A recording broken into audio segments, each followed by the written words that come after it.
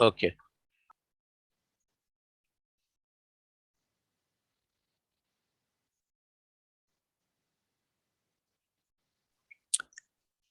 Okay, good evening from Dhaka, Bangladesh.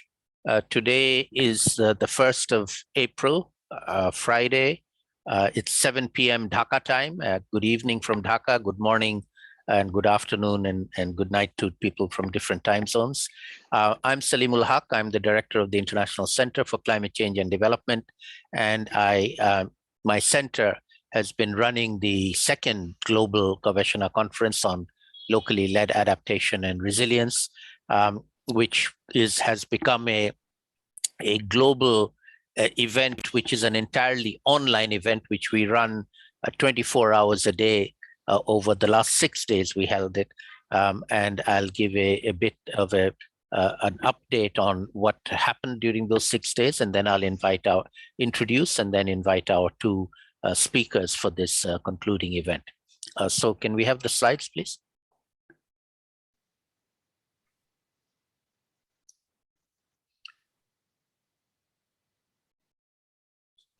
So as I mentioned, this is the second time we've done this as a global event. We used to do it as a physical event in Dhaka at my university, where we had several hundred people come over a number of days. But last year, because of the pandemic travel restrictions, we decided not to make it in person and made it an online event. And because we were online, we reached out to friends across the globe to see if they would like to join.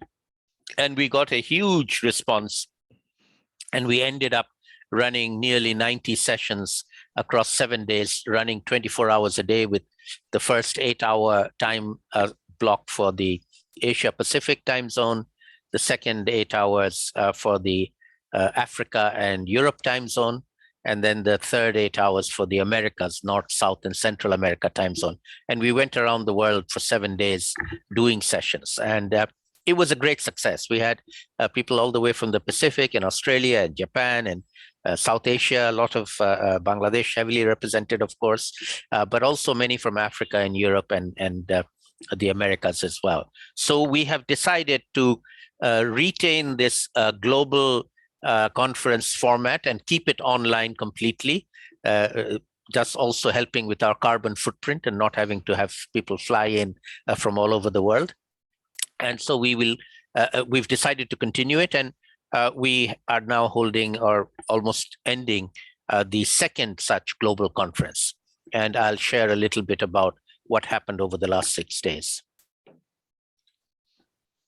So we've ended up, we were aiming to do about 80 sessions because 90 was a bit tough last time, but we ended up around 88 and possibly 1 or 2 more as well. So the number has not decreased significantly. We've had more than 150 partners, so a lot of the sessions were co-hosted by quite a few other partners. And interestingly, even though the host was located in one part of the globe, almost every session had people participating from across the globe, from different time zones. So, they were genuinely global events, each and every one of them, even though they may have been hosted from an organization in one particular part of the globe or one particular country. And so far, we've got well over 20 countries represented. We'll have the full statistics after we finish, and we'll go through the numbers, but these are sort of tentative numbers for now. Next slide, please. Just to give you a flavor of how many people we've had participating, there's well over 1,150 participants that have been participating in the event so far. You'll see the dots are quite well distributed across the globe. We have quite a few in Australia, in the Far East, and then obviously a huge number in South Asia, particularly Bangladesh, and then quite a few in Africa, and quite densely packed in Europe. That's good to see. And then also quite well represented in North America, and this time also in South America, which was something we weren't able to get into because of language difficulties last time. And in fact, one of the lessons we learned was that many people, particularly local adapters, as the theme is on locally led adaptation and resilience, the local adapters tend to speak their own language and are not quite fluent in English or even in French or Spanish. And so we went out of our way to enable people to speak in their own language, like Marathi or Swahili or Urdu. And we arranged this time from our side the interpreters to enable them to do that. And that worked out quite well. We've had quite a few sessions. We also did some in Spanish, entirely in Spanish for the Spanish speakers. That worked out very well. If you look at the cities that got the biggest ratings, we got obviously Dhaka. We still get a lot of people from Dhaka, but also Cape Town, Amsterdam, Bangalore in India, Nairobi in East Africa, Islington, which is a part of London. I'm sure there must be other parts of London that will add up to bigger number for London as a whole. And then we have Phnom Penh in Cambodia and Oxford in the UK. So quite a good distribution of participants from around the world, which in my view, it demonstrates the branding of the event globally. The people in this world of adaptation to climate change, I think now know Gobeshona. The word Gobeshona itself is a brand, and they know about the conference, and they participate in the conference quite regularly. And so we've managed to expand our coverage and our participation. Next slide, please. So just to mention a few of the different kinds of sessions we had a whole bunch of thematic sessions on themes like deltas, for example, quite a few different sessions on different deltas. We had urban sessions on cities and urban issues, particularly slum dwellers issues and urban vulnerable groups. We had sessions on mountains, mountain ecosystems, and similarly other major ecosystems as well. So a set of ecosystem-led thematic ones. Then we had sessions on research and communicating research, some very, very innovative ones on storytelling and poetry and visual means of doing research, but then communicating research to the grassroots people, to ordinary people who don't read scientific papers, but who still can use the information in a form, if it's given to them in a form that they can actually use it. So a lot of emphasis on doing good research, but making that research available to the local adapters around the world. And those were some very, very good sessions as well. And then we also had a number of purely networking sessions, not things that talking about issues, but networks of groups. We had a women's group, Waru Commission did. We had slum dweller groups. We had waste picker groups from around the world who were primarily networking amongst similar professional types of people working at the grassroots level, who are now increasingly understanding the climate change issue, getting involved in climate change adaptation at the local level, and sharing their knowledge and experience across the globe. So even though our theme is locally led adaptation, and every location is very different, nevertheless, we had a lot of sharing of experiences across boundaries, across countries, across continents even, and found a significant commonality of interest, even if the circumstances were very different. Deltas are similar across the world, whether it's the Nile Delta or the Ganges Delta or the Vietnam Mekong Delta, etc. Similarly, mountain ecosystems and urban settings have a lot of similarities. So people working in those kinds of ecosystems had a lot of information to share with each other and knowledge to share with each other, which we found very, very stimulating. And then we also had a Catalytic grants initiative, which we started last year. We got some funding from the Climate Justice Resilience Fund to offer small grants. These are $5,000 grants to a group of people. The condition was it wasn't just one single group, but 2 or 3 groups coming together and joining forces to do something. So networking, promoting networking and collaboration across networks. And last year we were able to give out a number of these grants. The grantees, we just had their session, in fact, a little while ago. They just finished before this one. The grantees from last year presented their work, some very interesting work there. And we are also having another round of grants this year, and we are keeping the granting process, the application process, open for a few more days because people are still learning about this grant opportunity. And once we close it in the next few days, we will then use our HOVA platform, where we've got more than 1,000 people registered, to actually look at the applications and vote on them. And then the top 5 groups or applications, we will then fund them for $5,000 each. That money will include 1 or 2 people being able to go to COP27 in Sharm el-Sheikh in Egypt in November, and we'll expect them to report back next year at the 3rd Gobeshona conference early next year, where we hope that they will all have some good success stories to share with us. Next slide, please. So this is my last slide, and I'm going to focus a little bit on something that took place over the last year in the run-up to COP26, which was the high-level climate champions from COP25, Gonzalo Muñoz, and the high-level climate champion from COP26, Mr. Nigel Topping, who remains high-level climate champion until COP27. Gonzalo Muñoz has retired from that position, although he's still very active. And we now have a new high-level climate champion from Egypt for COP27, who unfortunately originally we had hoped he would join us live, but he isn't able to join us live. But we hope to get a video from him later and be able to interact with him. But what happened last year was the high-level climate champions started 2 major campaigns. They had a Race to Zero campaign, which engaged with city mayors and CEOs of companies, and I'm sure everybody has seen many offers to come to zero by 2060, by 2050, by 2040, by 2030 even. The quicker they can get to zero, the better. And that has kicked off a very big global campaign of many different actors. These are non-state actors, which is the mandate of the high-level climate champions.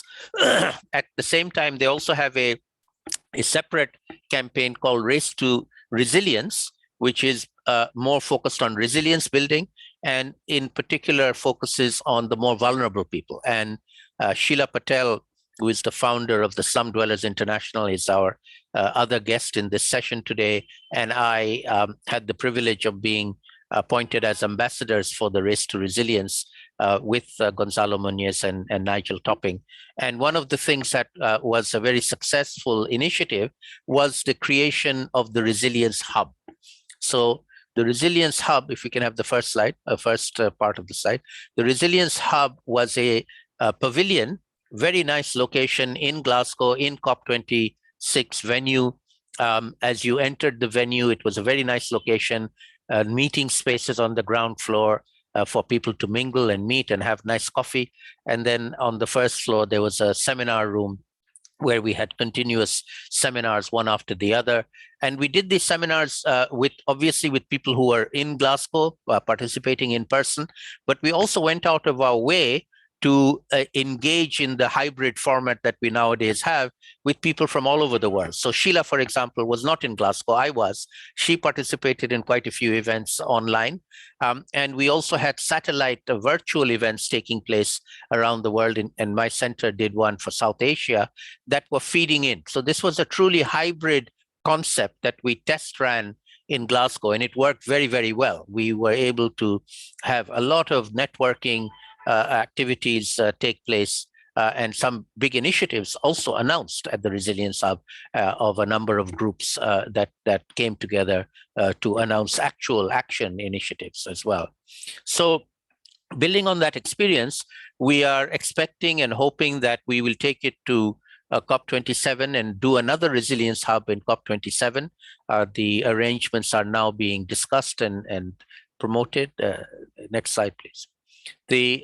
And we are hoping that in COP27 we will be able to build on the success of the Resilience Hub in COP26 and aim for even being a bit more ambitious in terms of what we hope to achieve.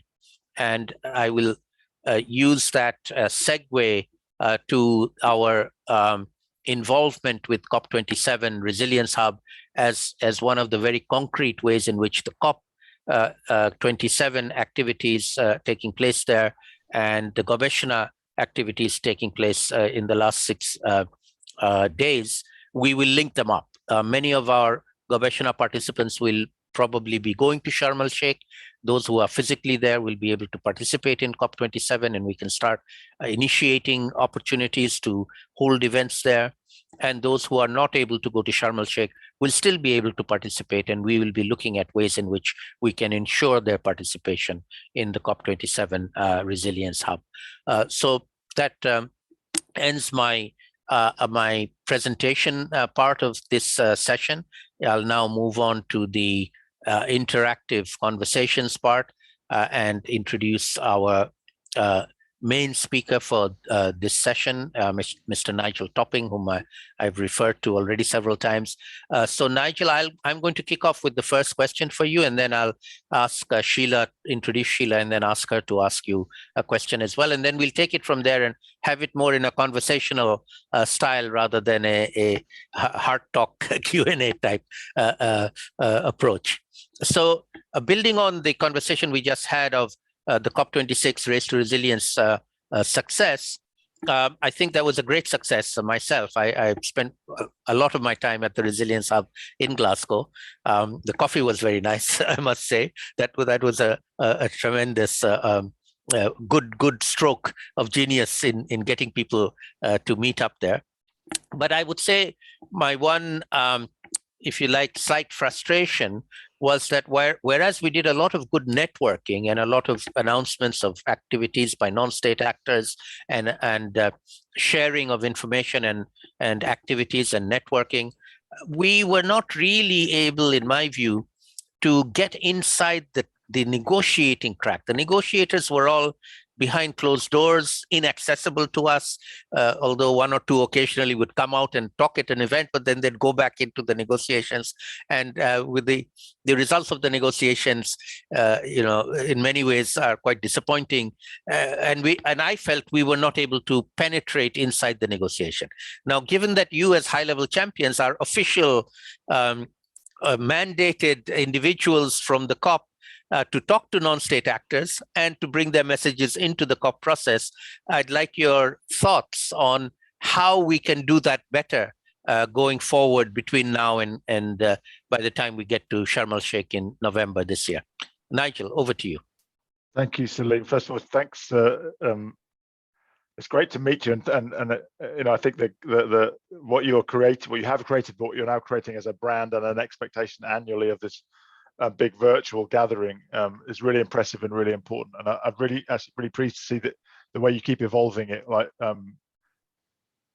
taking consideration of the need to be much more flexible in terms of languages, right? That seems to me one of the mistakes that is often made, to only do things in English, which is just, hugely biases against hugely important stakeholder groups, particularly around resilience. One little thing, Salim, a little improvement. I noticed you're using a Mercator's projection map of the world. Mm-hmm. You've got to change that. It makes the Nordics look bigger than India, which is ridiculous, right? Yeah. So agreed. Noted. So I think, look, first of all, I really agree, and I want to really thank you and Sheila for pushing and encouraging me and Gonzalo to launch the Race to Resilience, to make it people-centric. For all the partners who came together around the Resilience Hub, I agree. I think it's a really important innovation, and we must, just like you've built on Gobeshona, we must build on that. I think actually Resilience Hub did some things which are really quite unique, and that I would like to see others, like having not just the hub within the Blue Zone, but also a partner in Glasgow Caledonian University outside, so more people join. And then, as you say, the virtual hub. So there's a lot of things that are really important, because it seems to me, and I'll come to your question in a minute, but I'm just sort of trying to organize my thoughts, that our big challenge here is to find the way to marry the need for local input and local delivery of finance and local context with scale, because that's the challenge, right? Is normally when we try and do scale, we say, okay, put a lot of money in at the top, and then we know it doesn't get to the bottom. So we have inappropriate solutions or maladaptation, or we don't get flow of finance. But if we only do things locally, then also the transaction costs are so high that it's very hard to ever add things up to get to scale. So That's what I'm grappling with. It's not like a technology play where we just try and Mhm. get everyone to move to green hydrogen or electric vehicles. So there's less context specificity, but we do have to find a way to get to scale still, because we can't Yeah. afford to do one small community at a time. We have to find a way to really aggregate. So in a couple of thoughts in terms of how do we, I just draw on my own experience of trying to input into the negotiation process when I was leading We Mean Business in Paris.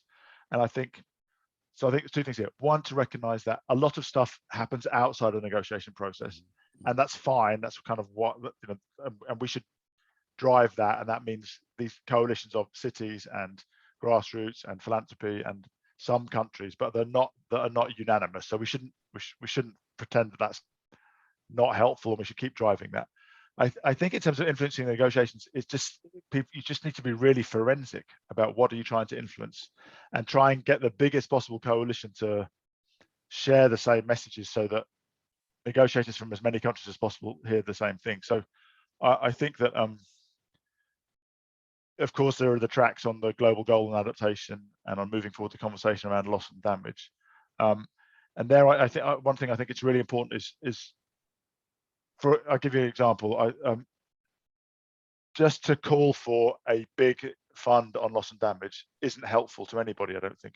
You have to be precise and say, what will the nature of the fund be? Who will pay into it? How much? Why? What will the nature of it? How will it pay out? To whom? For what? When? Because those are the details which will actually be negotiated. So it's easy to agree or talk at generalities, but negotiators deal with lines of text. But I also think then there are some there's a real opportunity now with the global stock take, which I think is an opportunity to influence many national governments without going through a top-down negotiation. Mm-hmm. So and one thing I'm really keen to do is make sure that we, the high-level champions, and me and Mahmoud, who by the way is very, very committed to this agenda of building resilience in the more vulnerable countries, and I'm really sorry that he can't join us. He's got that, he's got 3 jobs at least at the moment. So but we can come back to talk about him in Egypt in a minute. So I think it's really worth us thinking about how do we really focus the input of all of you, the resilience community, through the office of the high level champion. I mean, yeah, you can input. But it's going to be a real challenge for the parties to make sense of everyone's going to throw stuff at them, and so if you're not careful, the global stock take just becomes as confusing as the world is. We have to try and find a way to converge some of the messaging.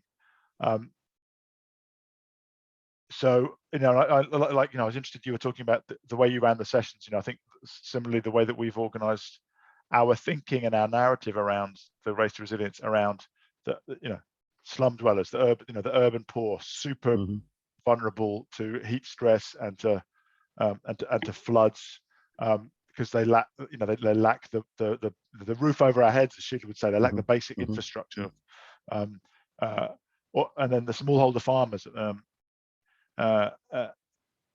and then the coastal dwellers, so deltas and rivers, and they have some overlapping needs, but I think we have to find a way to be more specific about saying these are the 3 or 4 big things that each of these communities need. And of course, you can't ever sum up the needs of a vulnerable community in 3 or 4 headlines. But I think if we don't even try, then we lose new partners in trying to be so complex and complete. So we're better off simplifying the story to engage people and say, so they can start to imagine themselves being part of the solution. And as people get in, of course, everything is super complex. But so I think my feeling is not to put all our eggs in the negotiated outcomes basket, but to try and get as crisp and as aligned about to see the global stocktake as a real bridge, and an opportunity to positively influence that, and then to keep on going with the kind of multi-stakeholder collaborations that we're getting better at, but that we still need to go a lot further with. Great, thank you very much, Nigel. Also, I think to pick up on your point that both the Gobeshona conferences, we don't see them as one-off events. We see them as a series going forward over time and improving and evolving over time. And I think the link to the Resilience Hub also being a similar process. We'd go from COP26 to COP27 and then again COP28, and each time evolve and get better at aggregating all of these voices into coherent messages that can be portrayed at the global level, as you said. I'm now going to invite Sheila Patel, who does not need any introduction to the Gobeshona world. She's one of our greatest champions, the founder of Slum Dwellers International and also of Spark in India. Sheila, over to you. You get the next question or comment and question to Nigel. So Nigel, your issue about scale and your issue about measurement are things that have obsessed all of us. And we are actually looking for ways by which we can literally capitalize on the fact of the aggregation of vulnerable groups as identities that bring many, many locals to a global idea or thought. You have Slum Dwellers International, that's 300 cities in Asia, Africa, and Latin America. You multiply that with the number of millions who've been doing this together. Same thing with, all the different movements that are there. And I think that all of us who were mainly in the development space and now are looking at the climate dimensions of the choices that we have. We come with lots of aspirations into the climate space, but with deep frustration, because most of the people who provide funds do not look at the climate dimensions of development investments, which are very critical for very vulnerable groups across, And so one of the things we find is that we are not able to move from what would be, some disasters and some disastrous aid into powerful, resilient solutions, because there's no recognition of the need for poor people to drive it. And there is not enough conversation about the scale and the time frame. And although we have the LLA principles that we all champion, which we bring into our work on resilience, we find that both global funders, national governments, private sector companies are not able to look at us as serious allies and partners. And so you have in the past been amazingly supportive. And so we have very high expectations of what we have to do this year. So how can we do that so that we transform our rhetoric into action? Yeah. Well, look, first of all, I will continue to be an ally for as long as I live, because I formally will step down from this role in December. But as you know, my background has been more on the mitigation side, coming from industry. But the thing that most motivates me now is the structural injustice that is revealed by climate change, and it's much deeper than climate change. I know. So, and that's exactly that. And that's, of course, that's what we're dealing with here, is that there are structural barriers. There are also practical barriers, but the practical barriers are easier to overcome. Well, they would be if there weren't the structural barriers. I think. I think that the what we have to do is find ways. And I do see evidence of, first of all, I think probably led more by the work on mitigation than on resilience so far. We are getting better at collaborating. Just, and I think, a bit more humility from everyone, that no one's got a silver bullet. This is too complicated, that there's more than enough work for everybody. So stop some of the competition between NGOs, for example, and better collaboration between different types of NGO. So I think the climate and the conservation NGOs for a long time didn't collaborate very well. They're getting better. I think, as you say, Sheila, this is a climate, gender, poverty, development nexus issue. So I think one of the things we have to do, and this is where we're having locally led adaptation principles and local voices is so crucial, is to make sure that things are community and country led, not imposed from an external view which is ignorant of the local context, or informed by some perceived view. I think we have to find a way to, in big initiatives which are seeking to drive change at scale, to build in some of those principles and recognize that. So, for example, I'm at the Global Energy Alliance for People and Planet, or there's a global mangrove alliance, and I'm thinking, because Egypt and the UAE and Saudi, so this Middle Eastern region, have a lot of money and a lot of mangroves. I'm thinking, could we do a global mangrove restoration initiative? So there's lots of work going on, but you have it one which attracts more attention, more government support, more philanthropic support, but build into that the locally led principles, so that although there's a global structure and program, it's working with it's always working with local partners. It's not people from my country and the USA coming in and telling people what to do. There may be some, like I know in the Emirates, that they're working with the Zoological Society of London, who have some real scientific experts. But great, so you have some, it's not that we don't want to collaborate, but it needs to be not imposed. So I think so I mean I think it's about really trying to say, and this is kind of where I think Mahmoud is going, as my new partner, about, okay, we've got all the high level commitments. This has got to be all be about how do we projectize things and package them so they're really happening. So I'm starting to think that in all of the race resilience work, I want to look at everything, whether it's the roof over our heads, or urban water infrastructure, or clean cooking stoves, or mangrove restoration, all of which of course have development, gender, mitigation and adaptation benefits, right? So again, it's not just one thing. That's good, right? I mean, you're investing once and getting 4 benefits. So those are the sort of things we should be looking at.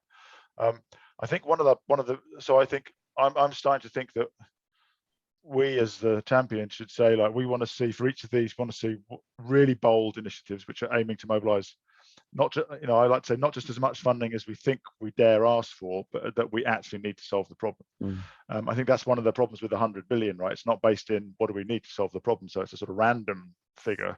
And I think we need to engineer back more from what's the problem, like how many hectares of mangroves do we need to restore? How much will it cost? Is there a way of making that investable in any way? How do we do it? So I think let's try and be bolder. And then let's build in some of the sort of execution principles, which include that there has to be local partners. Otherwise, we'll have maladaptation. And then let's be honest about whether we've got, is there anything? So what I'm thinking is, in the race to resilience, if you take the 3 kind of communities we mentioned, if we could simplify the narrative, and again, I know this is an oversimplification, but I think in order to bring in lots more funders and private sector and public sector leaders, you have to simplify so you can explain quickly, and then sometimes just bite your tongue about knowing that it's actually, life is much more complicated than that, because if you try and explain life, then you never, even in a 100-story building, right, you never get out of the elevator. So I think, I'm sort of thinking, if we could say that here's the 4 things that are the most important for smallholder farmers. I don't know, like, solar powered irrigation, crop insurance, access to markets, and I don't know. I'm not the expert, but we're starting with our expert review group based in Santiago with this global network to think a bit about that, and then say, okay, what's the state, and put this into the stock take. Okay, so if mangroves is one of them, we've got some nice initiatives, but there's nowhere that you can see that has actually got enough momentum to drive the whole chain. So we, and maybe there's some good initiatives, but they're not locally considering the local. I don't know, somehow to do an assessment of how well we're doing, so that we can be then more forensic about what do we need to change and how do we get each COP improve, so that, as you say, we're not lurching from COP to COP, but on each of these issues, every COP we're trying to go faster and faster and faster. Maybe we also need your help to get people who don't speak to each other to talk to each other. We slum dwellers, we don't talk to scientists. So when you talk about maladaptation, you have to bring that knowledge into common talk to say, that's not good. No, we shouldn't invest in that, because that's dysfunctional. The other thing is, when Indians grasp. Sorry, I just lost you, Sheila. You said that's not good, we shouldn't invest, and I lost you. I'm saying that, if we need to get people who don't generally are in the same room together, So you get scientists, you get slum dwellers and activists, you get finance people, you get, the idea is that you meet all of them, but we don't meet all of them. Yeah, So and I think would be fantastic. I think that's a really good idea. But I think we need to do that around a focused enough scope so that everyone, so that because just some of the things I've been looking at, like some of the work on, let's say, clean cooking stoves, Yeah. Or open waste burning, which again another thing which is both emissions and health. Yes. Health issues. Yes. So it's narrow enough so that, because if very few people will be able to contribute to open waste burning and mangroves and clean cook stoves and energy access. But I agree, we need the sort of the grassroots mobilizers and the scientists and the financiers and the sort of local governments and the private sector. So I think maybe that's something we need to do around these, as I say, when we simplify the narrative. So these are the 4 biggest solution areas for slum dwellers, say, Sheila. Let's start regularly convening a conversation that moves forward and building a community so that, and as you say, Helen, not kid ourselves that we're going to solve the problem by the time we get to Sharm el Sheikh. Sure. But say, we're trying to build momentum and clarity and alignment so that over 3 to 5 years, we're building a momentum so that we're solving the problem this decade. I mean, I think that's a bit more humble and realistic given the complexity. The other thing we'd like you and the other champion to do is to put us in touch with more people who are working on the ground in the MENA region. MENA region is the least represented in all our networking somehow. We shouldn't all be parachuting into Sharm el Sheikh without the local non-state actors also being there, or their voices being there. And I think we hold it as a very serious responsibility to make sure that between now and November, we all work together to engage them, to get to know them, to be able to, to see them, because it's terrible to have a process in which all these outsiders are coming in and there aren't enough local voices, Yeah. So that would be. I've just come back from the first MENA Climate Week, and it was fantastic because it was like 80% people from the region, and there were people like me who, maybe with global roles, or people trying to support the process. And of course, there's a different flavor of conversation than a COP or a Latin American or an Asian or an African one, because there are specific around heat stress and water stress, right? And so we actually did an implementation workshop with the Marrakesh partners around water infrastructure with young with youth leaders and local NGOs. And so I think we have to find a way, and Salim, you're the same way that you're building your skill at convening with Gobeshona. I think that maybe, Sheila, I maybe just need to be bolder about inviting. I mean, we can always get it wrong, right? There's no, but let's get it. Let's fail trying. I think that was one of Obama's things. Sometimes it's more, if we're gonna fail, let's fail trying, not fail fluffing it. So I think we could start to try and convene some conversation, maybe initially around those 3 groups, like urban, rural, coastal, and then maybe we get more granular around the actual solution sets as we go. And try and so we started doing these like implementation workshops that's kind of the idea about them but we don't need to only do them during the climate weeks, right? We should maybe be doing a regular rhythm of them. I like that idea. Over to you, Salim. That's right. Thank you very much. Thank you, Nigel. Those were excellent comments. So my next question is something that has come up, although the Gobeshona conference focuses on locally led adaptation and resilience, not necessarily on loss and damage. But we've had a few sessions that brought the topic in, because it is now something that cannot be ignored anymore, particularly after the Working Group 1 and Working Group 2 reports of the IPCC have made it very clear that loss and damage is occurring and happening, and local people are suffering as a result of it. And so what are the ways? You've already mentioned that we have in the Glasgow agreement, we have the Santiago Network on Loss and Damage. Agreed, that's a good thing. We wish that to succeed and move forward quickly.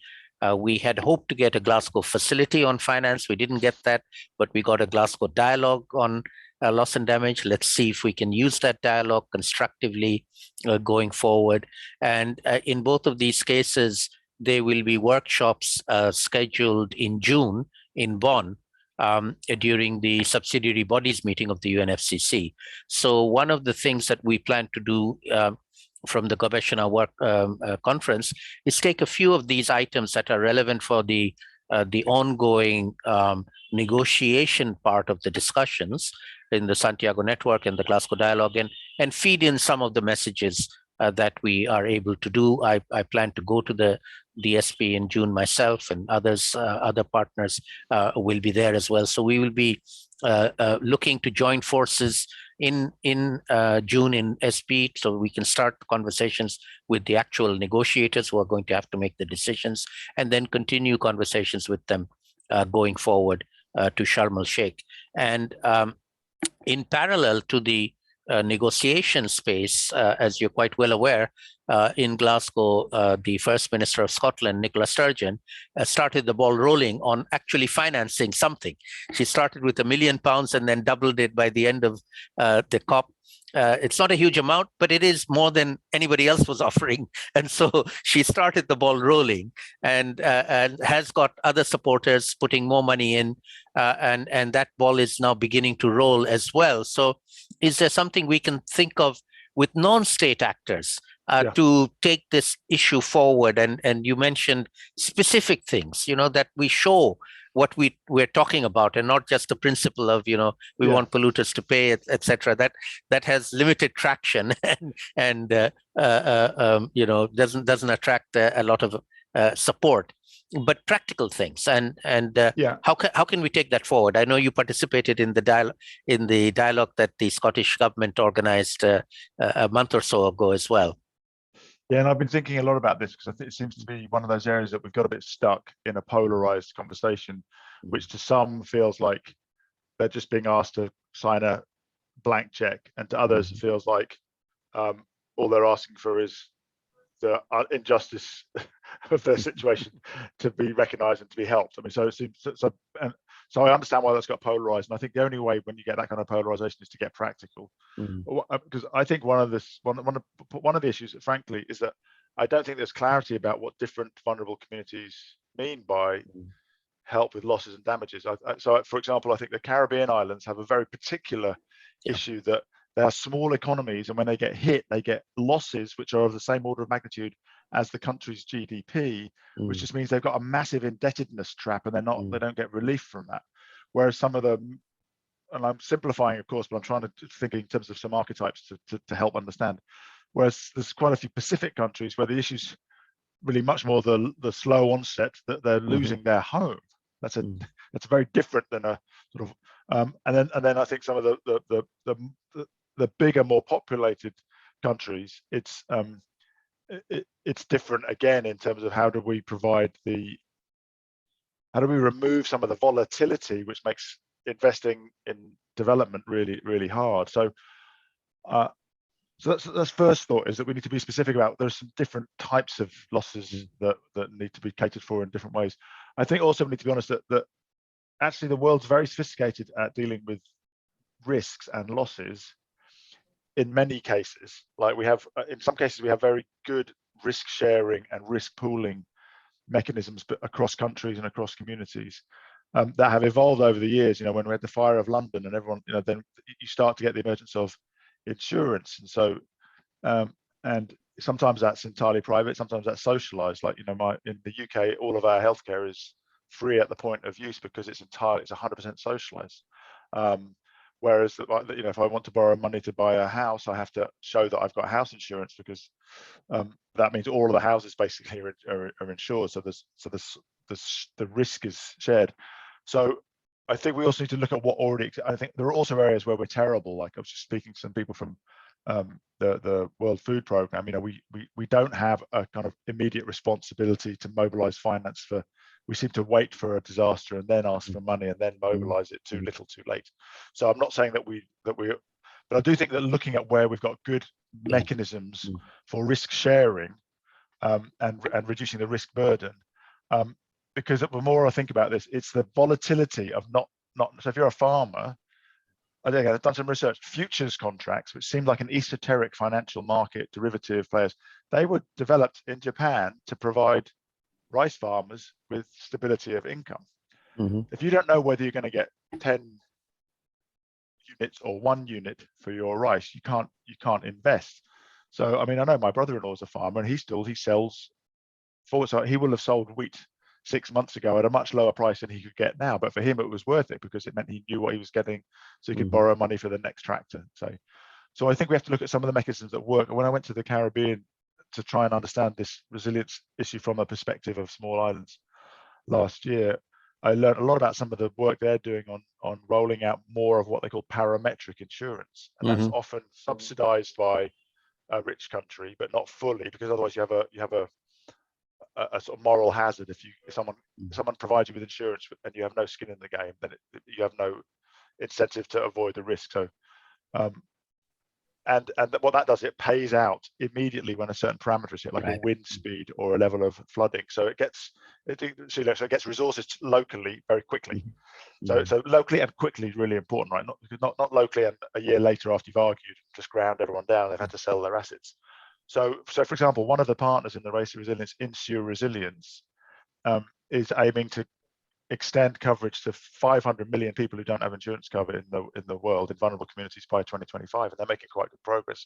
And I think the German G7 presidency are really seeing this as something that they need to promote. And so Salim, I think something will have to be resolved within the UNFCCC, but I think this is something where we should look more broadly at other things that are happening that address the need to provide more resilience in the face of inevitable losses. And so I think of it as, I think the overall framing generally is, prevent, reduce, and then deal with when it actually happens. So I think prevention is really about the race to zero, going as fast as we can, and some of the early warning stuff. And here I think Bangladesh is an amazing success story, right, of getting organized about early warning. It's massively reduced. I mean, you should remind people of the numbers. It's an unbelievable reduction in human lives lost in cyclone events because you've got really organized. And then we need to invest. So I think one of the things, and this goes back to the finance, Sheila, is there's been some really good work done by the Coalition for Climate Resilient Infrastructure, but I think they've mainly been thinking more about sort of traditional like urban infrastructure, like power and roads and stuff. But what they've been looking at is how do you use the fact that investing in resilience leads to a better macroeconomic outcome, but which may not be a cash flow. That's the difficulty. It's not like if you plant mangroves, you don't necessarily, I mean, maybe if you can do some blue carbon deals, but what you do is you reduce the losses in the future every time there's a. So I think we need to find ways to make that reduced future financial loss to a community something which is investable. I don't think we've cracked that yet.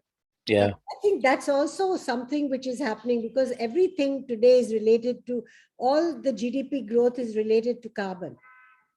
If you want to reduce carbon, then you need to replace the calculations of projections and present thing, with something else, Yeah. Well, no, I think it's a real problem that when the world's markets assess the creditworthiness of a country or a city, I think that the fundamental logic is flawed in that there's a sort of background assumption that things carry on as normal as an extension of the past. Whereas the background assumption should be things get much worse. Much worse, exactly. And so if that was the background assumption, then somebody's got a plan to deal with that. That itself should attract a better credit rating. So, and that's the other thing I've been thinking, is that these issues of losses and debt, which we talked about offline before we started, are all, and how to drive investment in emerging markets are all interlinked. I mean, if you're getting if you're having lots of losses that are uncovered, and in emerging and developing markets, climate losses are only insured 1 to 4%, and in developed countries it's 40 to 50. So if you're losing with then you're getting more in debt, and if you get more in debt, then it's harder to borrow money. If it's harder to borrow money, it's harder to invest.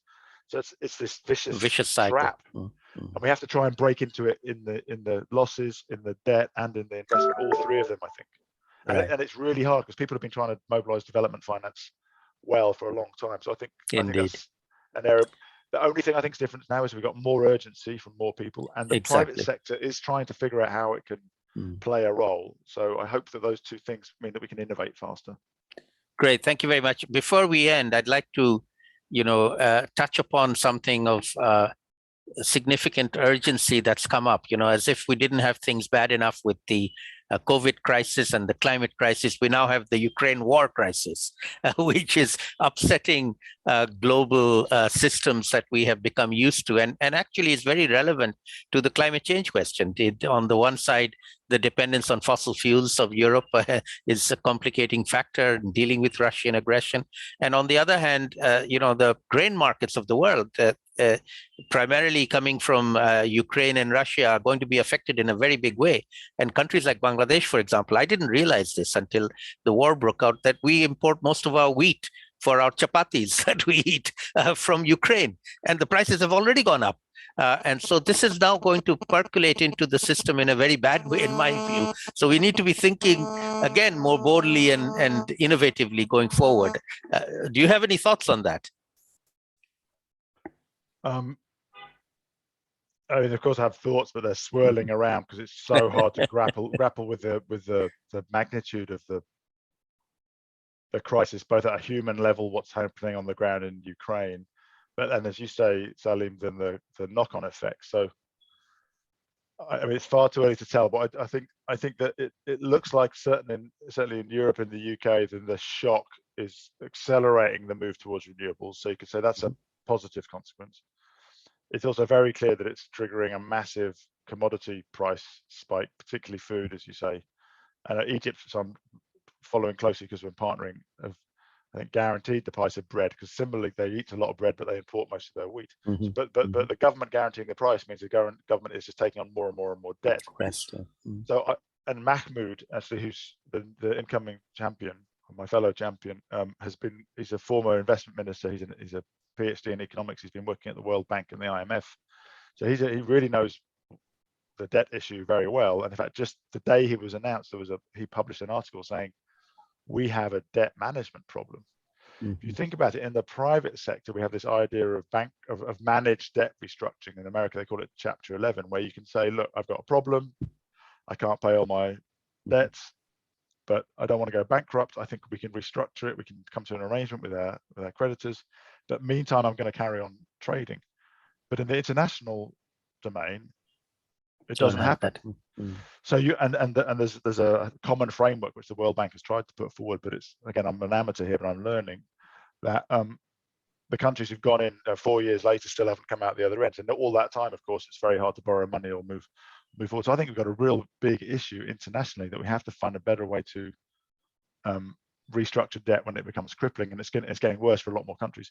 And the other, but on a more positive note, I think we saw some examples last year of debt for nature or debt for climate swaps in two very vulnerable countries, Seychelles and Belize, who were able to wipe off about half of their overseas debts in exchange for commitments to take action on climate. And that, I wonder whether that's a scalable model, right? Those two quite small countries, but I think we need to look at those three areas of losses and insurance, debt restructuring, debt for nature swap, as well as the investment needs, because they're all interlinked. Absolutely. Great. We're coming towards the end of our allocated time. So I'd like to thank Nigel for making the time to be with us. I hope we'll be able to continue conversations with Mahmoud Mohieldin in the coming weeks and months, going towards COP27 as well. But before we close, I'll ask both Sheila and Nigel for some concluding thoughts. So first Sheila and then Nigel. Well, Salim, this journey of exploring climate began when I first came to see you. I think we met when we were in Madrid, really.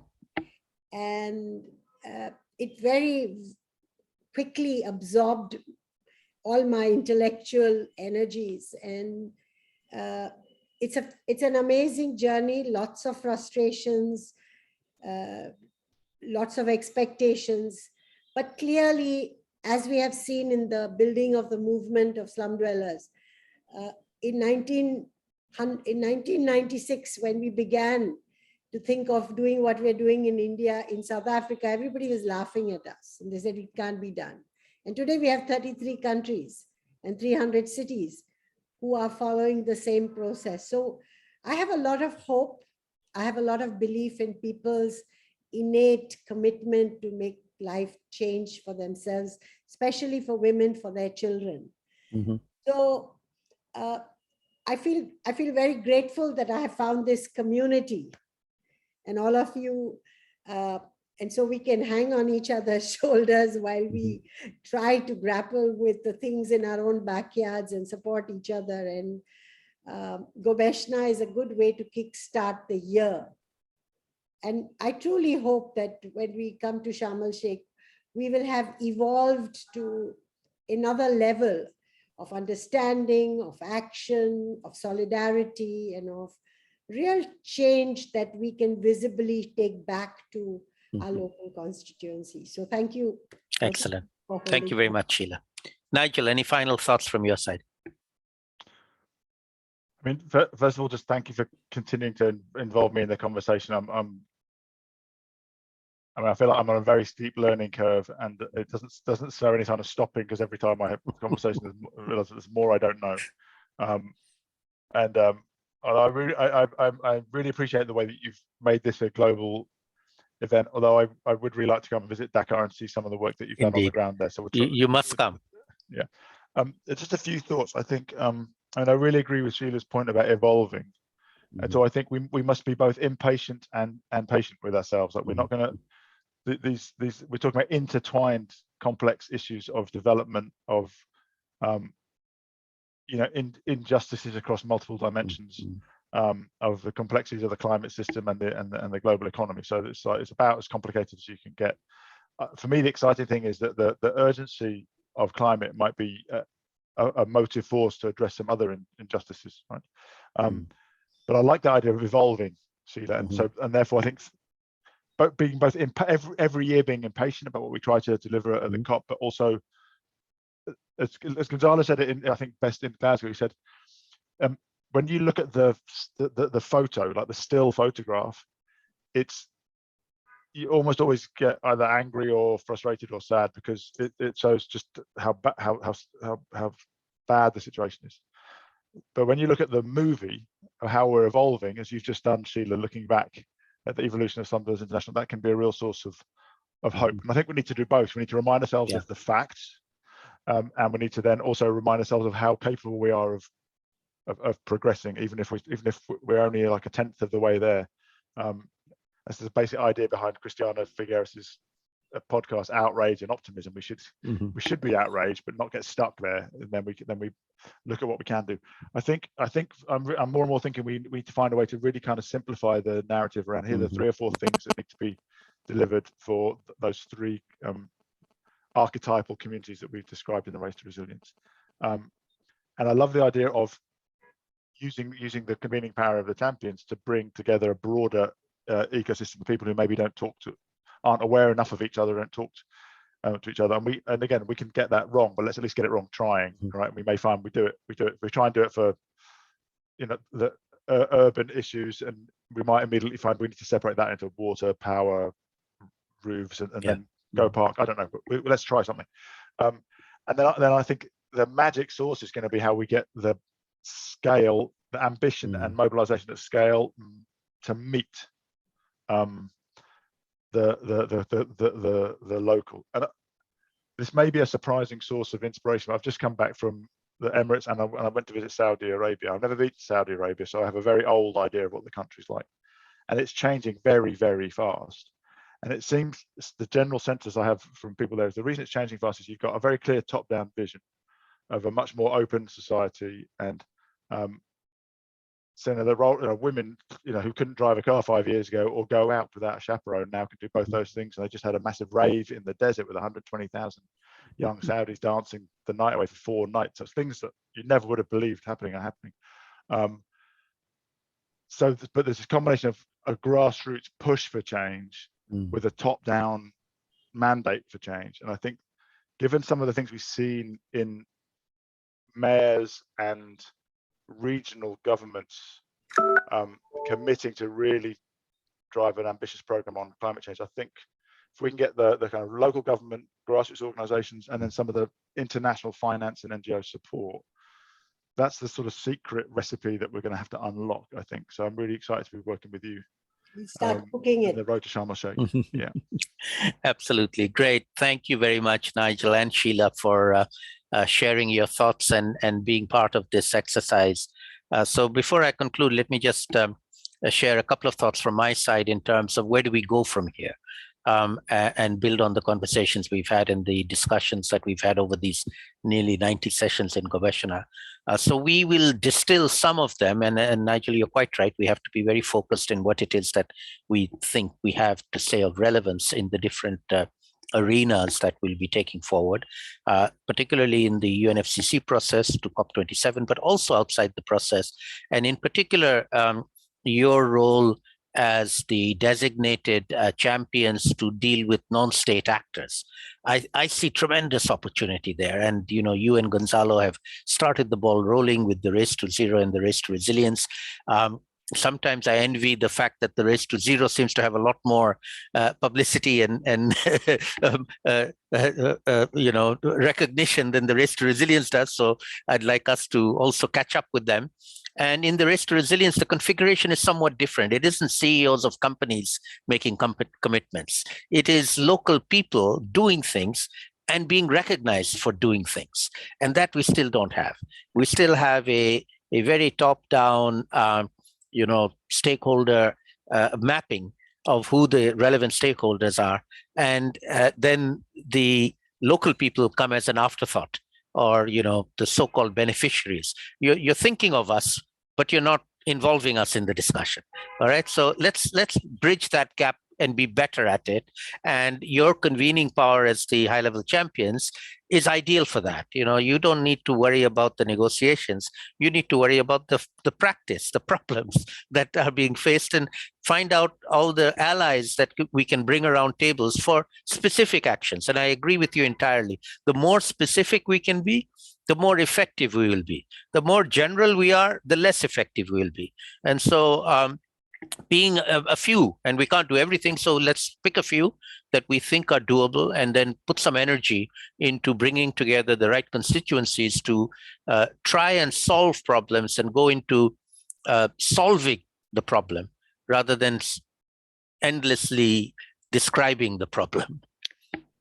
So thank you very much, both Sheila and Nigel, for being with me and joining us for this concluding session of the second Global Gobeshona Conference on Locally Led Adaptation and Resilience. And this closes the entire 6-day-long session for everybody. We will be sharing the recordings. A lot of people, we've already started sharing recordings of the first few sessions, and people are already watching them. So it's not over. We'll put everything up on YouTube on the Gobeshona channel, and we'll publicize them. And so people who weren't able to join the live events, who may be interested in watching the recordings, will be able to watch them as well. So with that, I declare the second Gobeshona conference closed. And thank you all very much. Thank you. Bye-bye. Thank you, Salim. Thank you, Sheila. Bye.